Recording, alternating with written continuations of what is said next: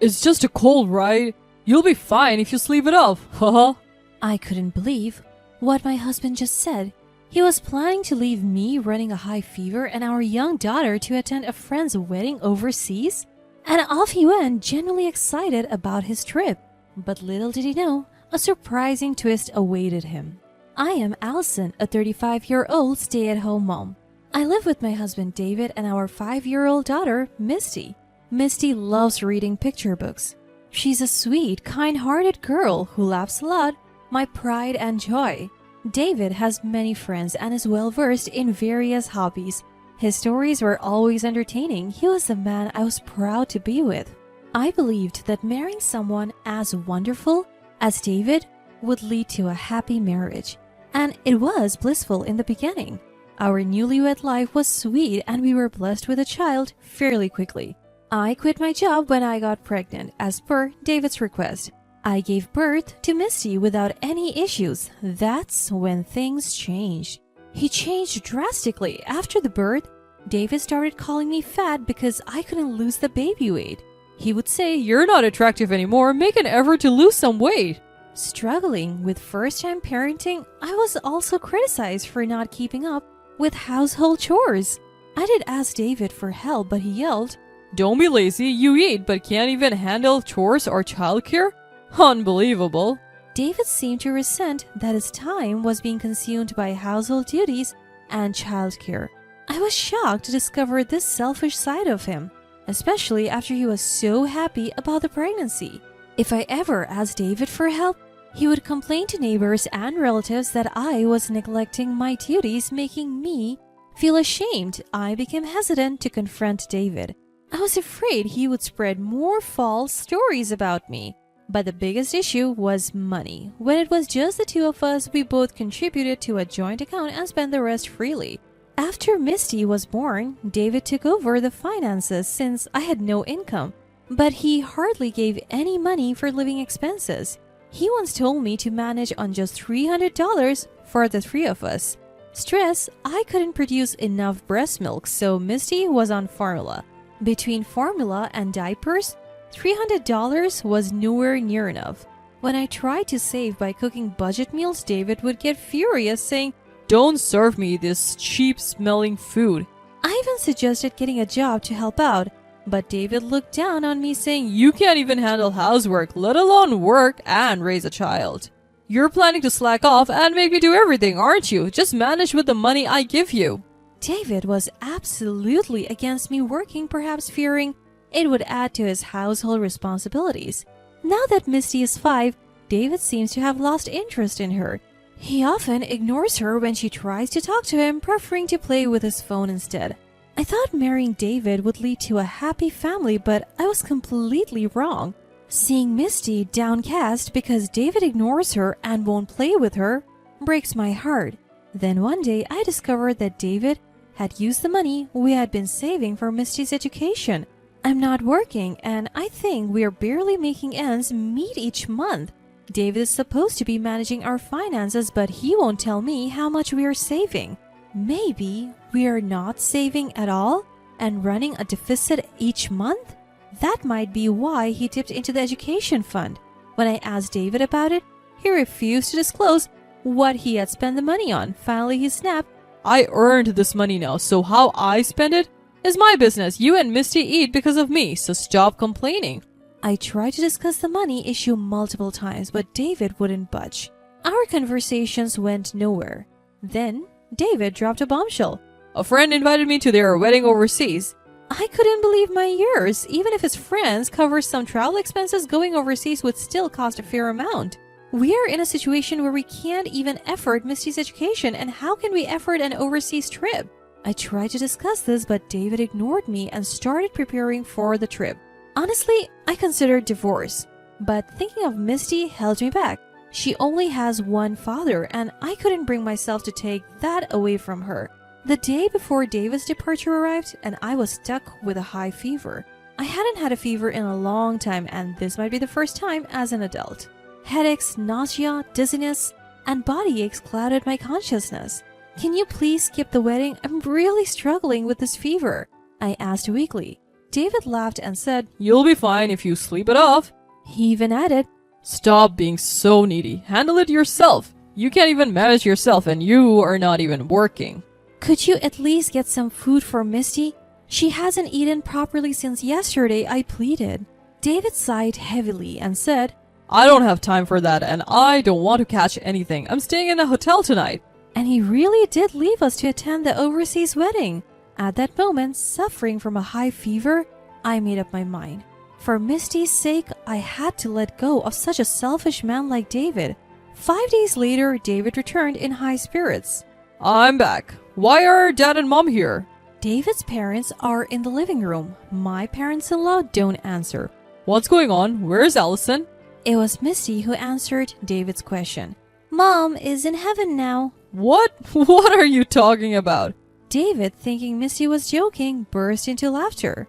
His parents shook their heads in disbelief. What a foolish thing you've done. It's too late for anything now. David looked bewildered, not understanding the meaning of their words. Wait, did Allison really die from that high fever?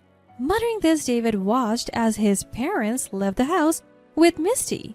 Misty waved at her father. Bye-bye. David, as usual, ignored her. His parents had got in the car. That was the plan.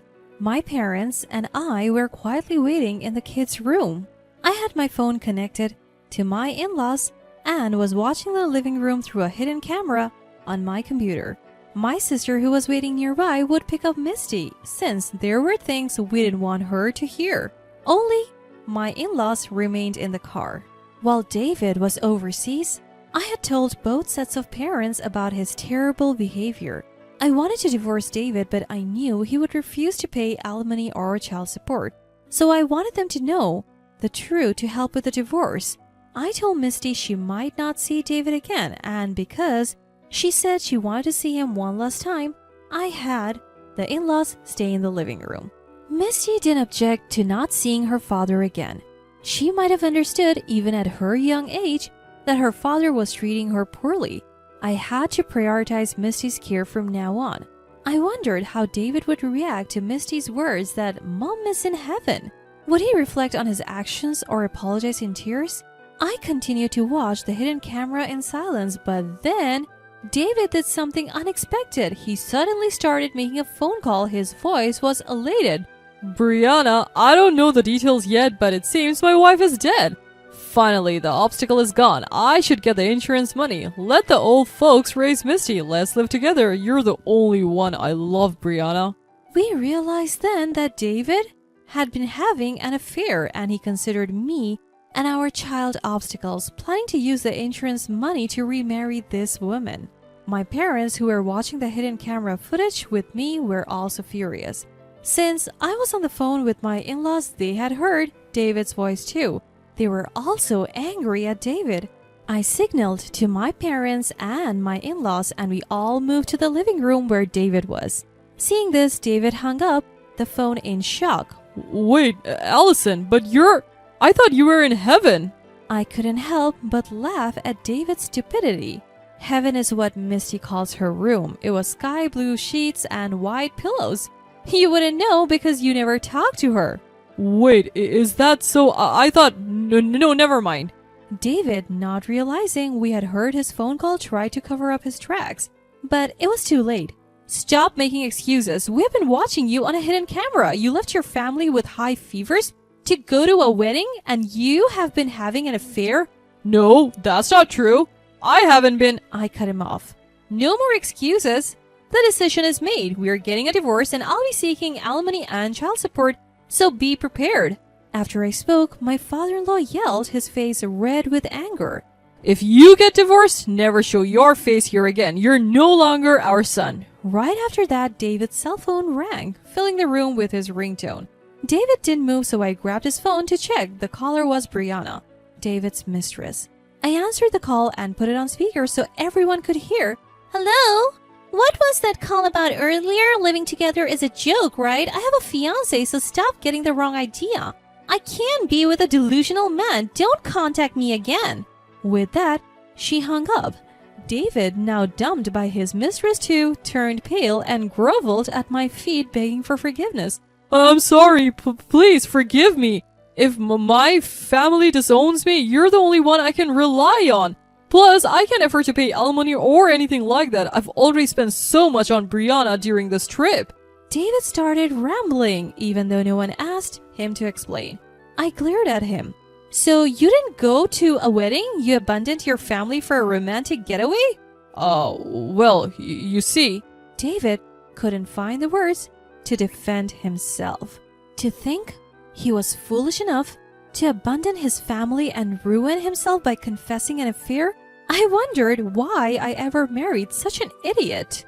I should have decided to divorce him much sooner. Watching David continue to make a fool of himself, I resolved to move on with my life. Just Misty and me. Later, I checked David's phone and found numerous photos and videos from his trip with his mistress. The story about attending a friend's wedding was clearly a lie. I took this evidence to a lawyer. I formally filed for divorce, seeking compensation and child support. The lawyer visited Brianna, who apparently works at a nightclub, to verify the amount David had spent on her. She claimed she was just entertaining an old man as part of her job, but David foolishly insisted they were in love, causing a big fuss. It became clear that David had been financially supporting Brianna. That's probably why he had been giving me so little for living expenses and even dipping into Misty's college fund. David's life became miserable, burdened with debt from his lavish spending and now additional compensation. It also turned out that he lost his standing at his company when his affair and romantic trips came to light. Apparently, the nightclub where Brianna works is a popular spot for David's colleagues, so David confronted Brianna, causing a scene. Some of David's co-workers were there and word of the affair spread throughout the company. I guess he confronted her because he didn't know she was engaged, but I can't be sure. It's pathetic how he let a young woman manipulate him. This incident led to David becoming isolated at work. He really is a hopeless case. I heard David got demoted and took a significant pay cut. The lawyer who helped me with the divorce and alimony also updated me on Brianna's situation. It seems she met a grim end too. Her fiancé, a regular at the club, found out about her affair with David and called off their engagement.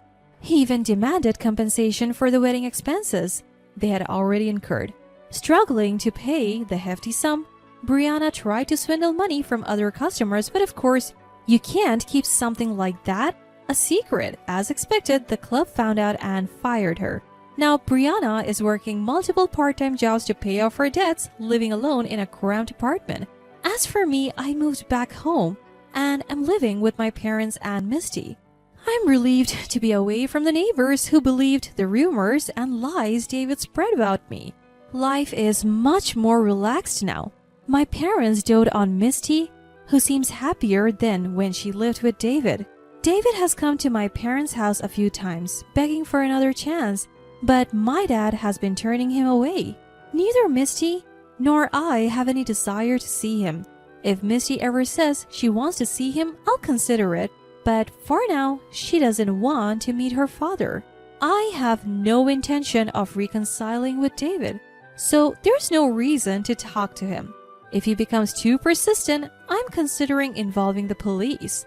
Looking at where David and his mistress Brianna are now, I realize how scary affairs can be. They have lost everything and are forced to live a bottom-tier life. It's their own fault. From now on, I want to focus on cherishing the happiness I have with my parents and Misty and forget about David.